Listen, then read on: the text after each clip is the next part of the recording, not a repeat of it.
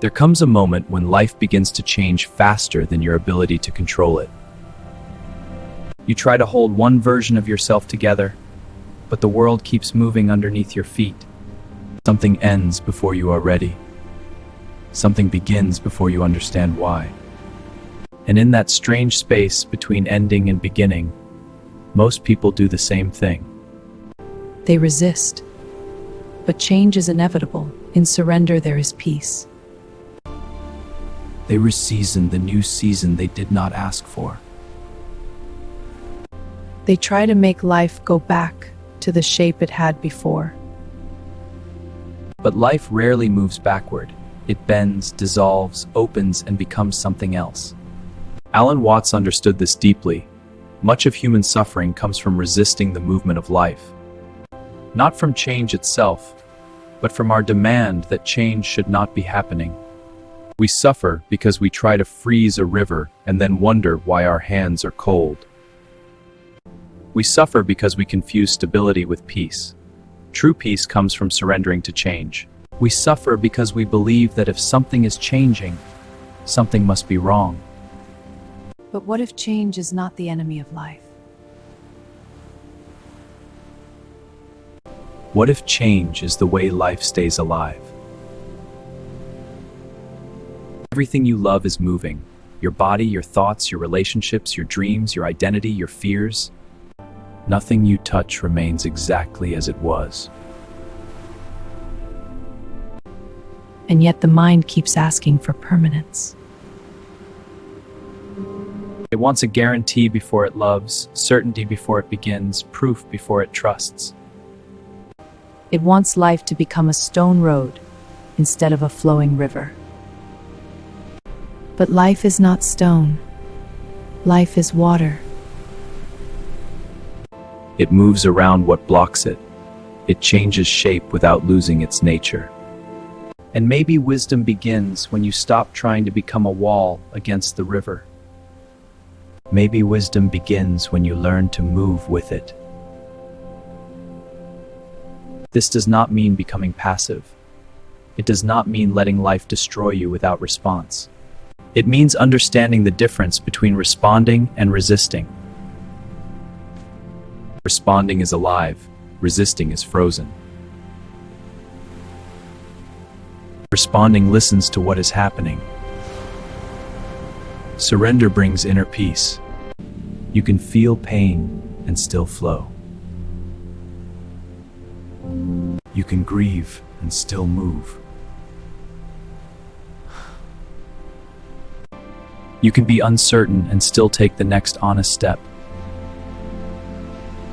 This is the hidden wisdom of impermanence. Nothing stays, and because nothing stays, everything can transform. The pain you feel today is not a permanent identity. The confusion you feel today is not the final shape of your life. The version of you that is breaking may not be the version that is meant to continue. Sometimes change feels cruel because it removes what you were using to feel safe. But sometimes, what made you feel safe was also keeping you small. A familiar cage can still feel like home if you have lived inside it long enough. And this is why people often resist the very change that could free them. They do not resist change because they love suffering. They resist change because the old suffering is familiar. The new life may be better, but it is unknown. And the unknown often feels more frightening than the pain we already understand. Alan Watts often invited people to see life less like a project and more like music. A song does not become beautiful by staying on one note forever. It becomes beautiful because it moves. It rises, falls, pauses, changes key, becomes quiet, becomes intense, and then disappears. If you tried to freeze the most beautiful note in a song, you would destroy the music. And yet we try to do this with life. We want love without change. We want success without uncertainty. We want peace without loss. We want identity without transformation. But the music of life only exists because it moves. The moment you demand that it stop moving, you stop hearing it. This is why trying to control every transition makes life feel heavier. Instead of living the change, you stand outside it, judging it, fearing it, demanding explanations. You ask, why is this happening now? Why am I not ready? Why can't things stay the way they were? Perhaps by surrendering to the flow we find peace. These questions are human. They are not wrong. But if you live inside them too long, they become a prison. The deeper question is not, how do I stop life from changing? The deeper question is, how do I participate in change without losing my soul? Flowing with change does not mean you never feel afraid. It means fear no longer has the authority to stop your becoming. I do not know what comes next, and still remain open. It means you can release the shape life used to have, without declaring that life itself is over. Many people mistake letting go for weakness. But letting go is sometimes the most intelligent form of strength. A clenched hand cannot receive anything new. A rigid mind cannot learn from what is arriving. A heart that refuses change cannot recognize the new form love may take. To flow is to stay available. Available to the lesson, available to the loss. Available to the possibility that life may be rearranging you, not punishing you. Impermanence can feel terrifying when you are attached to one version of reality. But impermanence can become freedom when you realize no prison is permanent either. Your sadness will change. Your fear will change. Your confusion will change. The situation you think will define you forever will also change. This is not a shallow comfort. It is a deep law of existence. No emotion is the whole sky. No season is the whole year. No ending is the whole story. When you remember this, you begin to breathe differently. You stop treating every change as a personal attack. You stop assuming that discomfort means disaster. You stop demanding that the river apologize for flowing. And slowly, you begin to trust movement. Trust does not mean believing everything will happen the way you want. Trust means believing that you can meet what happens without becoming closed to life. It means believing that even uncertainty can become a teacher. It means believing that even loss can make space for a deeper honesty. It means believing that even failure can redirect you toward a more authentic path. Creativity depends on this trust. Nothing creative happens when the soul is terrified of change. Creativity requires looseness, risk, experiment, and the willingness to let something become different from the plan. A painter must let the brush move. A writer must let the sentence surprise them. A person must let life revise the image they had of themselves. If you resist every revision, you remain trapped inside the first draft of your life. Flow is the courage to keep writing when the old chapter has ended. It is the courage to stop worshiping the outline. It is the courage to allow reality to become a collaborator. And this is where peace begins. Peace is not the absence of change. Peace is the ability to remain inwardly soft while change moves through your life. It is not numbness. Surrender to the flow of change and find inner peace. It is not indifference. It is not pretending that loss does not hurt. Peace is the quiet understanding that pain can move through you without becoming your entire identity. The wave rises and the wave falls. You do not need to become the wave forever. You can feel it fully and still know that it is moving. This is why Alan Watts used water so often as a metaphor. Water does not panic when the shape of the riverbed changes. It curves.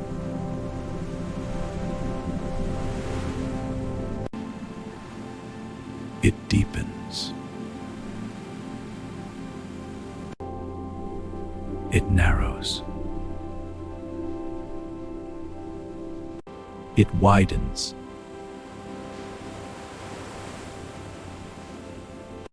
It falls from the cliff and becomes a waterfall. It disappears into mist and becomes rain. It does not lose itself by changing form. Perhaps you are also allowed to change form without calling it failure. Perhaps the version of you that is dissolving is not dying in vain. Perhaps it is making room for a self that can move more freely. Resisting change often comes from loyalty to an old identity. You keep saying, "This is who I am." But maybe life is asking, "Are you sure?" Maybe you are not only the person who survived yesterday. Maybe you are also the person being shaped by tomorrow. The self is not a statue hidden inside you. It is more like a flame. It remains itself by moving. If you try to make a flame still, you extinguish it. The same is true of the human spirit. You remain alive by allowing movement. You remain creative by allowing uncertainty. You remain free by allowing old forms to pass. This does not mean abandoning your values. It means letting your values breathe inside changing circumstances. Kindness may look different in a new season.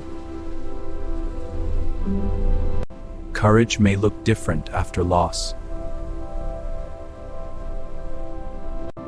Love may look different after disappointment. Freedom may look different after failure. But the essence can remain, even when the form changes. This is one of the deepest lessons of flowing with life. You do not have to cling to the form in order to honor the essence. A relationship may change, but love may teach you something real. A dream may change, but the desire for aliveness may remain. A career may change, but the need to create and contribute may find another path. An identity may change, but the deeper life beneath it may become clearer. Nothing is wasted when you learn how to listen. Even detours can teach direction. Even endings can reveal attachment. One main subject, no capsphere, anic lighting. Even uncertainty can reveal what you actually trust. Even fear can reveal the doorway you are standing before. But to receive these lessons, you must stop arguing with the fact that life has moved. You must stop standing at the closed door, begging it to become open again. Sometimes the closed door is not the end. Sometimes it is life turning your head toward another opening. But grief needs time. Flowing with change does not mean rushing yourself to be fine. It does not mean pretending that loss is beautiful while your heart is still bleeding. It means letting grief move as grief. It means not building a permanent identity out of temporary pain.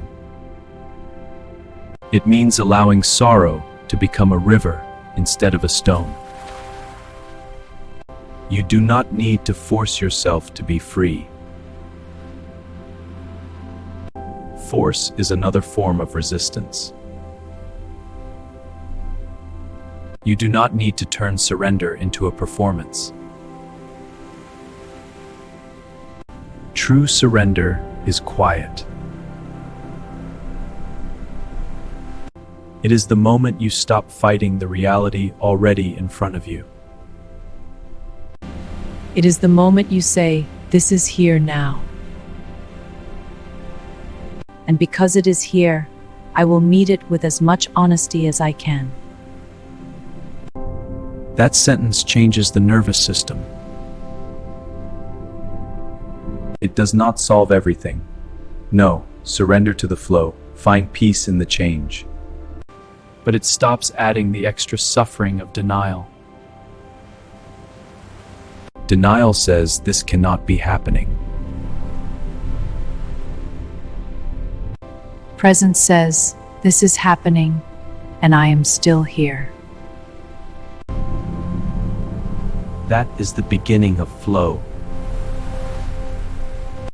not happiness.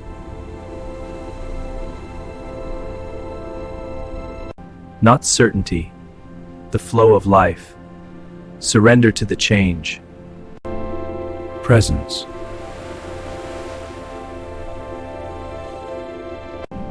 From presence, you can respond.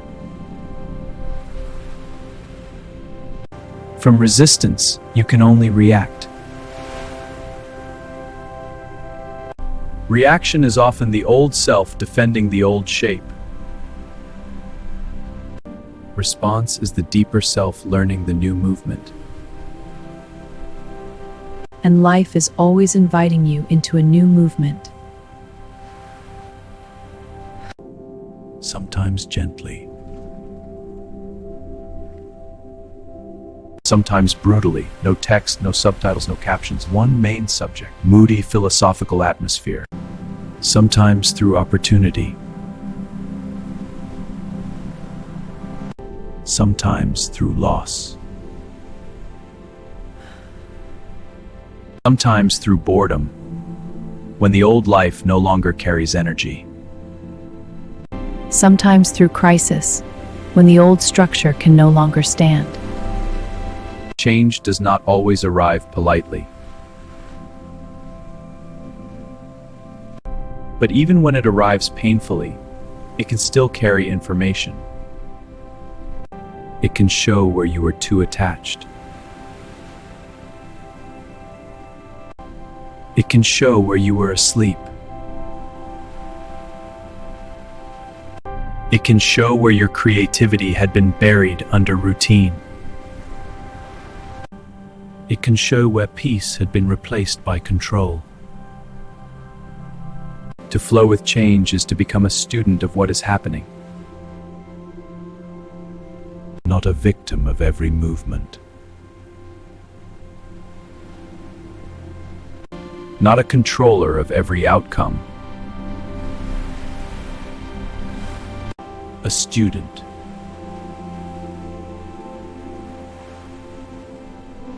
You ask, what is this teaching me? You ask, what is being released? You ask, what is trying to be born? You ask, what part of me must become more fluid now? These questions keep the soul open. They turn change from an enemy into a teacher. And when change becomes a teacher, life becomes less terrifying. Still uncertain. Still painful at times. But less meaningless.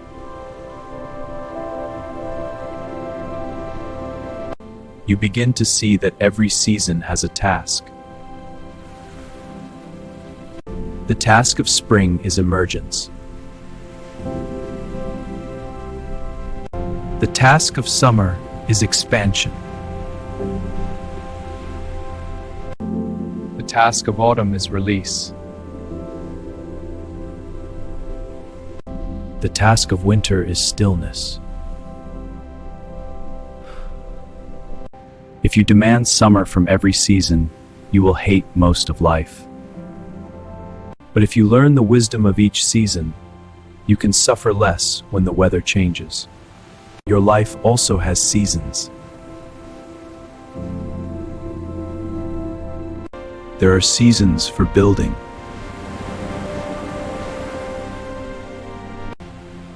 There are seasons for grieving. There are seasons for waiting. There are seasons for beginning again. Do not curse the season, because it is not the one you prefer. Ask what this season is asking from you. Maybe it is asking you to rest. Maybe it is asking you to release. Maybe it is asking you to create. Maybe it is asking you to become brave in a new way.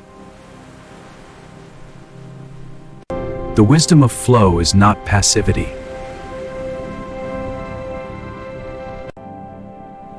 It is intimacy with timing. It is knowing when to act and when to allow. When to hold and when to open. When to speak and when to listen. When to build and when to let the old structure fall. This kind of wisdom cannot be forced. It is learned by paying attention. Pay attention to where life keeps tightening. Pay attention to where your body says no. Pay attention to what drains you every time you pretend it does not. Pay attention to what keeps returning in your dreams, your envy, your boredom, your longing. Life speaks before it breaks. But many people only listen after the collapse. Flow begins earlier. It begins when you notice the quiet movement before the storm. It begins when you stop calling every inner signal an inconvenience. It begins when you trust that your discomfort may be trying to guide you. Not every discomfort is truth. But every discomfort deserves listening. This listening is the beginning of deeper trust. Trust in life does not mean trusting every event to be pleasant. It means trusting that you can remain in relationship with life as it changes. You can lose something and still remain open. You can be disappointed and still remain creative. You can be uncertain and still remain kind. You can begin again without knowing who you will become. That is freedom. Not the freedom of controlling life, but the freedom of not needing life to be frozen before you can live it. Freedom is not found by escaping impermanence. Freedom is found by understanding impermanence so deeply that you stop treating it as a mistake. The flower blooms because it will fade. The sunset is beautiful because it does not last. The moment matters because it is passing.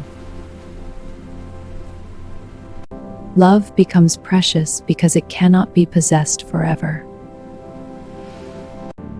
Life becomes sacred because it is moving. When you see this clearly, gratitude becomes less forced. You do not need to convince yourself that everything is perfect. You simply begin to notice that everything is temporary. And temporary things ask to be inhabited, not controlled. You drink the tea while it is warm. You listen while the person is speaking. Surrender to the flow of change. In this, you find inner peace. You walk while the light is still on the street. You love while love is here. You create while the fire is alive. You rest while the body asks for rest. This is not small. This is the art of living with impermanence. To flow with change is to participate in the moment without demanding ownership of it. It is to hold life like water in open hands. Not because you do not care, but because you care enough not to crush it. control often crushes what it tries to protect. Fear crushes love. Perfectionism crushes creativity. Surrender to the flow and find inner peace. Clinging crushes peace. Resistance crushes the lesson hidden inside change. So the invitation is simple, but not easy. Loosen.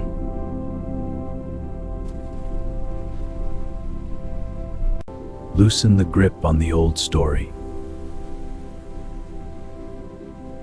Loosen the demand that the future must prove itself before you trust the next step. Loosen the belief that change means failure. Loosen the fear that if you become different, you will disappear. You are allowed to become different. You are allowed to outgrow a version of yourself that once protected you. You are allowed to grieve what is ending and still welcome what is beginning. You are allowed to be both afraid and willing. You are allowed to flow before you fully understand the river.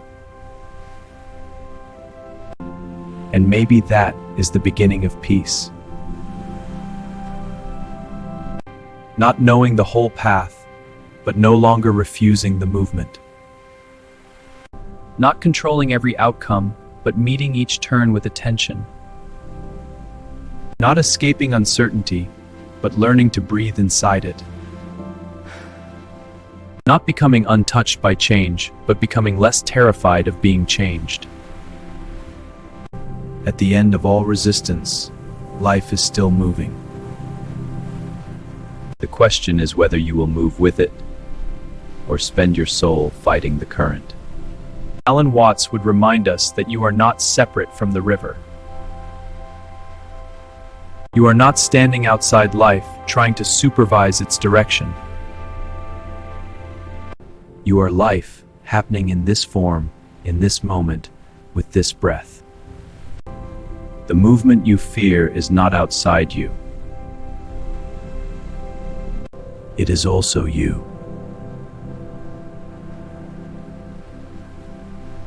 So when life changes, perhaps something in you is changing too. When something dissolves, perhaps something in you is being released. When the old road ends, perhaps the traveler is being invited to wake up. And when you finally stop resisting every turn, you may discover a strange relief. You were never meant to hold the whole river still. You were meant to learn how to move. To move with grief. To move with joy.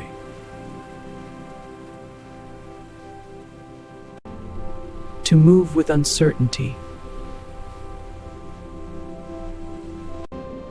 To move with love. To move with the strange intelligence of a life that never promised to remain the same. And in that movement, there is freedom. There is peace. There is creativity.